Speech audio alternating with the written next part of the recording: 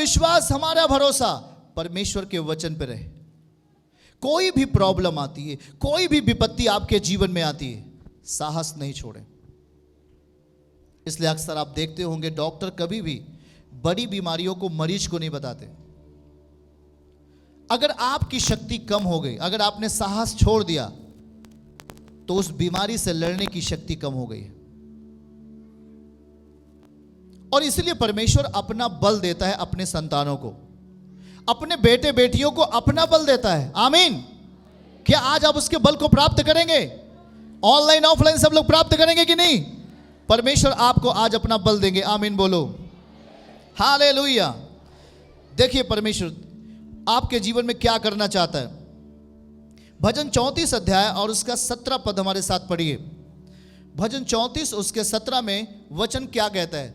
आज वो आपको उस समस्याओं से, उन कठिनाइयों से आपको छुड़ाएगा प्रभु, जब हम उसकी बातों को ध्यान से सुनेंगे। बाइबल कहती है धर्मी दुहाई देता है, मतलब धर्मी प्रार्थना करेगा और परमेश्वर उसकी प्रार्थना को सुनेगा और उनको सब विपत्तियों से छुड़ाता है। आमीन तेजी के साथ हाथ उठा के बोलो, हम सब विपत्तियों से छूट जाएंगे यीशु के नाम में। आमीन। धर्मी दुहाई देगा। आज यही है, आज आपके लिए प्रार्थना होगी बीमारियों से छूटने की। आमीन बोलो। जिस बीमारी ने आपके साहस को कम कर दिया है, जिस बीमारी ने आपके शक्ति को चुरा लिया है, आज वही समस्या और वही बीमारी आज धर्मी की दुहाई देने के बाद, धर्मी जन की प्रार्थना के बाद आप हर कठिनाइयों से बचने वाले हो यीशु मसीह के नाम से। आमीन। परमेश्वर के प्रिय लोगों, इस बात को ध्यान से सुनिए। हमारे जीवन में केवल बीमारियां ही नहीं, बल्कि बहुत सारी चीजें ऐसी आती हैं जिसके हम अधीन तुरंत हो जाते हैं। कोई भी बुराई आती है, हम उसके अधीन हो जाते हैं। कोई गुनाह की आत्माएं आती हैं, पाप की आत्माएं आती हैं और हम उसके अधीन हो जाते हैं। हम समझौता कर लेते हैं गंदगियों से, हम समझौता कर लेते हैं उन बुराइयों से। आप इतना ख्याल करें कि शैतान आपके सामने बुराई की चीजें लेके आता है, क्योंकि उसको पता है कि आप मसीह के साथ हो लियो।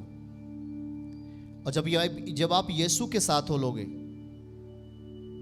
तो शैतान कभी नहीं चाहेगा कि आप उद्धार पाओ। शैतान कभी नहीं चाहेगा कि आप चंगे हो जाओ। वो आपको अपना नियम बताएगा, वो आपको अपना उल्टी बातें आपको सिखाने का प्रयास करेगा। और इसलिए देखो ध्यान से, वचन कहता है कि धर्मी जब दुहाई देगा तब आप विपत्ति से छूट जाओगे। आमीन बोलो। छूटने की जगह उसकी महिमा का स्थान है। बोलिए, छूटने की जगह, चंगाई पाने की जगह उसकी महिमा की जगह है।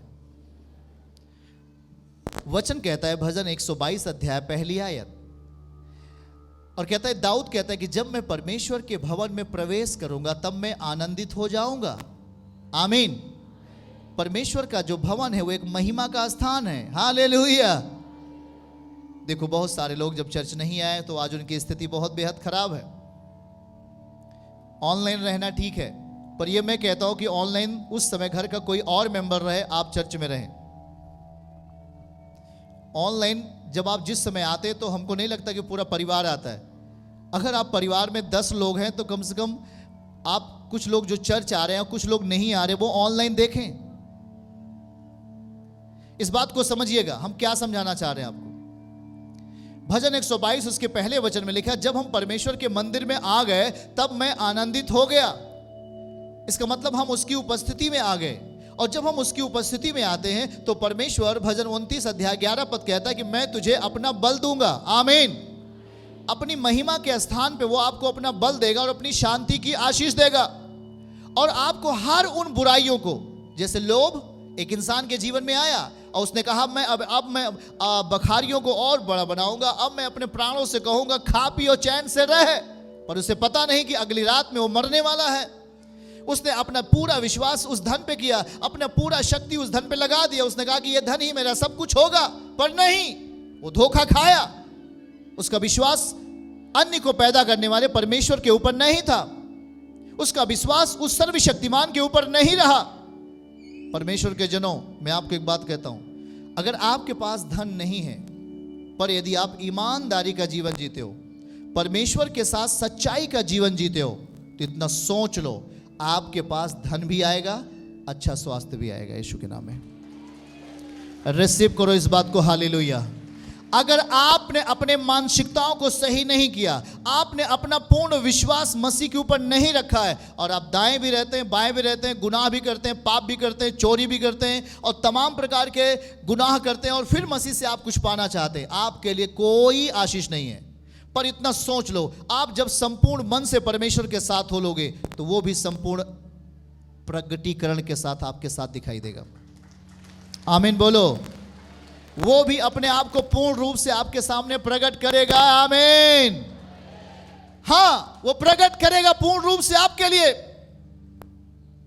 ये नहीं कहना मेरे पास बहुत धन है, मेरे पास बहुत बड़ी पावर है, मैं सब कुछ कर सकता हूं। नहीं, इंसान कुछ भी नहीं है, एक छाया की नाई है। वो भी है कुछ देर बाद नहीं, पर परमेश्वर की इच्छा हमारा बल बन जाएगा, परमेश्वर की इच्छा हमारी ताकत बन जाएगी। आमीन। और जब हम उसके बल को अपने जीवन में आने देंगे, जब उसकी इच्छाओं को अपने जीवन में आने देंगे, परमेश्वर की इच्छा जैसी हमारे जीवन में आएगी, वो हमारा बल बन जाएगा। हम जैसी उसकी इच्छाओं को अपने जीवन में पूरी करेंगे, वो हमारा बल बन जाएगा। बहुत सारे लोगों ने प्रार्थना करना बंद कर दिया, वचन को सीखना बंद कर दिया, चर्च आना बंद कर दिया। आज वो शैतान के हाथ में है, आज वो बुराई के हाथ में है। उनका भविष्य क्या होगा? ध्यान से सुनो। लेकिन जब हम वचनों को सीखते हैं और परमेश्वर के वचनों को जब हम पढ़ना शुरू करते, तो इतना सोच लो, आपके जीवन का और आपका भविष्य यीशु मसीह होगा। आमीन बोलो।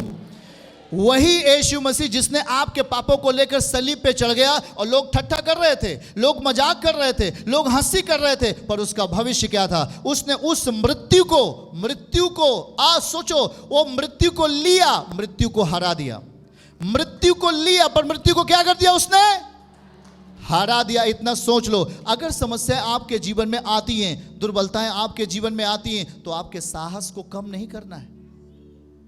साहस को कम मत करो। अगर आपने हिम्मत कम कर दिया, तो आपका ऊपर वो जो बीमारी का बल है और तेजी से काम करने लगता है। इसलिए विपत्ति के समय साहस कम नहीं होना चाहिए। आपके जीवन में जो कुछ भी समस्याएं आती है, जो कुछ भी होना बाकी है, उसका वेट करो, इंतजार करो, धीरज धरो। परमेश्वर काम करने जा रहा है आपके लिए, यीशु मसीह के नाम में। आमीन बोलो। और जब प्रभु काम करता है, तो आपके बल की जरूरत नहीं है, आपके बल की जरूरत नहीं है, आपके सपोर्ट की जरूरत नहीं है।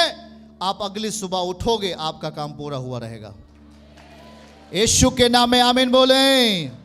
चर्च की सभी प्रार्थनाओं को और परमेश्वर के दास के द्वारा टीचिंग सुनने के लिए और अपडेट्स को जानने के लिए हमारे इस चैनल को सब्सक्राइब करें और साथ में बेल आइकन को दबाएं, ताकि जब भी लाइव प्रार्थना हो तो सबसे पहले आप देख सकें।